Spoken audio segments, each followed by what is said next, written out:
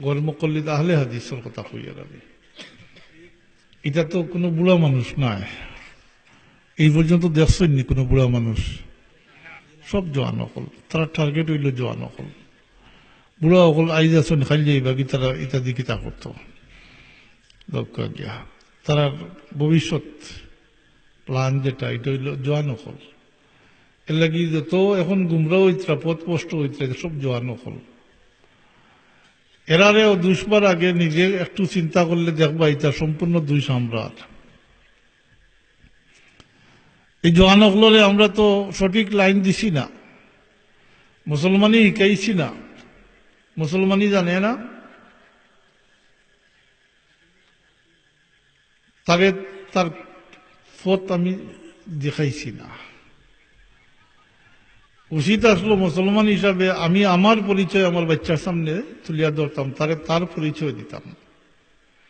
এই পরিচয় কইতে উম্মতে মোহাম্মদী ওখান তারে বুঝাই দিতাম। আসলো তার করণীয় বর্জনীয় এক কথায় তার একটা রোড ম্যাপ দেওয়ার দরকার আসলো অভিভাবক হিসাবে। এটা আমরা দিয়ার না, আমরা দুনিয়ার মরিচিকার পিছনে ঘুরিয়ার, আমরা দুনিয়ারে মনে করি আর সব কিছুর মূল মানে দুনিয়াতে আইসি কয়দিন খাইয়া দাইয়া ফুর্তি করিয়া আর ঘরে যাই মুখি শেষ হয়ে দিব, ও হচ্ছে আমরা নিয়ার।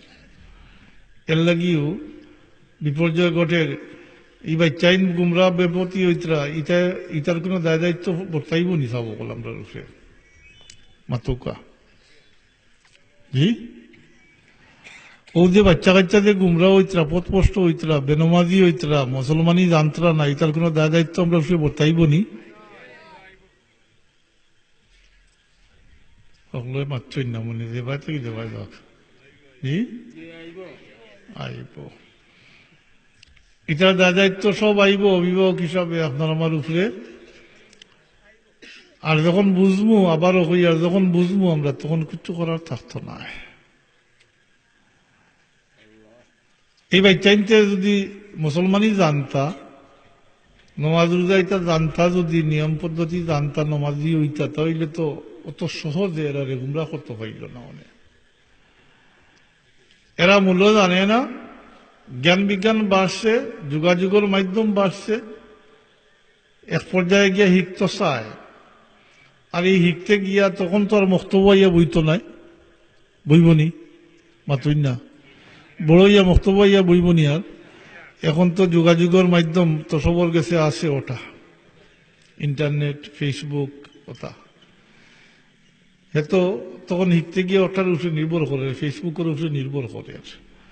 আর এটা তো ৯৭% তারা দখলে, বাতিল ফিরকাগুলোর দখলে, খুব সহজে তারা যোগাযোগ হয়ে যায় হেরার সাথে। আর এরা রেখামল মানে তারা টার্গেট যে করছে, তারা পুঁজিটা হইল এরা মূল্য জানে না। এরার সামনে এমনভাবে সুন্দরভাবে উপস্থাপন করে, প্লেস করে তারা কথাবার্তা হয়, তারা সুন্দর সুন্দর কথা হয় যে তা কথার উত্তর দেওয়া এই সমস্ত নজওয়ান জেনারেল শিক্ষিত মানুষের পক্ষে সম্ভব তো নাইও। বরং শিক্ষিত মানুষ, বরং আলিম হলেও সরাসরি অস্বীকার করতে পারতা নাই। বরং এক কথায় কইলে আরো কোয়া যাইতে পারে, কোনো মুসলমানের পক্ষে সরাসরি এটা ইনকার বা অস্বীকার করার কোনো সুযোগ নাই।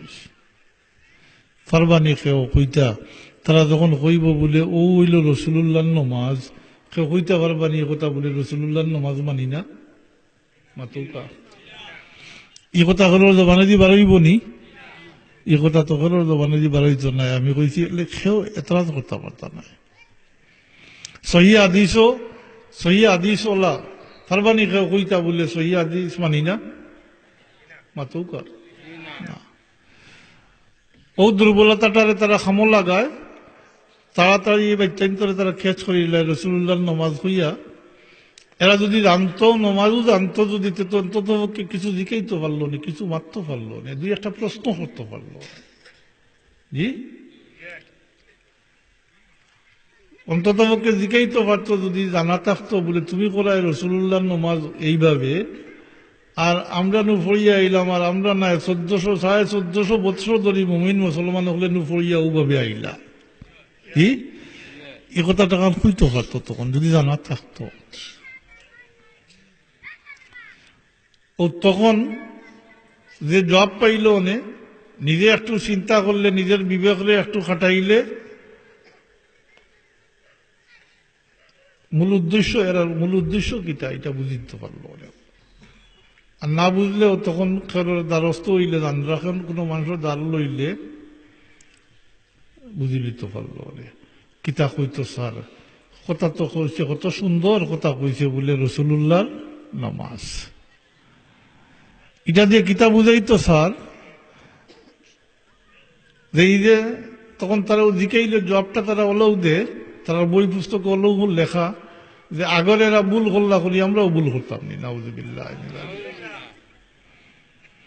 আগরেরা ভুল করলা করি আমরাও ভুল করতাম নি, তার মানে আগরেরা দুজক যাইবা করি আমরাও দুজক যাইতাম নি। ওখান বুঝাইতো স্যার আগরেরা নমাজ হইছে না, কলমা হইছে না, ব্যস্ত হইতে পারবানি। তার উদ্দেশ্য হইল হকান। এখান তো আর এরা জানে না, এর লাগে দিকেই তো পারেন না। এর লাগি আপনার বাচ্চা কাচ্চা গুমরা হইতা, পথ স্পষ্ট হইতরা, বহুতে খান্দিয়া এখন কিছু করবার নাই। ইটার ডোজ গিলিলে ইটার থেকে বারইয়া বড় কঠিন ব্যাপার হয়ে গেছে। কারণ সুন্দর সুন্দর কথাবার্তা, বরং ইসলামের ইতিহাস দেখলে দেখা যায় এই পর্যন্ত যত বাতিল ফিরকা, 72 ফিরকা এটা উজুদ আইছে এই পর্যন্ত, এরা সবরও কথা খুব সুন্দর সুন্দর। এটা কথার মাঝে, অনেক কথার মাঝে পানি হারাই দিবার মতো নয়, কোন ছিদ্র তারা সই পাইতা নাই। বলো হযরত আলী রাদিয়াল্লাহু তাআলা আনহুর তাকি এগুলো দলছুট হয়ে গেলা, ইতিহাস যারা জানেন তো জানার কথা। হযরত আলী রাদিয়াল্লাহু তাআলা আনহুর সঙ্গ ছাড়াই দিলা, তার দল থেকে বার হয়ে গেলা। এরার এখন খারিজি, এরার ম্যানিফেস্টো বা তার ঘোষণাপত্র হইল এই, তারা ঘোষণা দিল বলে ইনিল হুকমু ইল্লা লিল্লাহ। সুবহানাল্লাহ, কত সুন্দর কথা। এর অর্থ হইল একমাত্র আল্লাহর হুকুম, আর আল্লাহর হুকুম ছাড়া আমরা আর অন্যর হুকুম মানি না।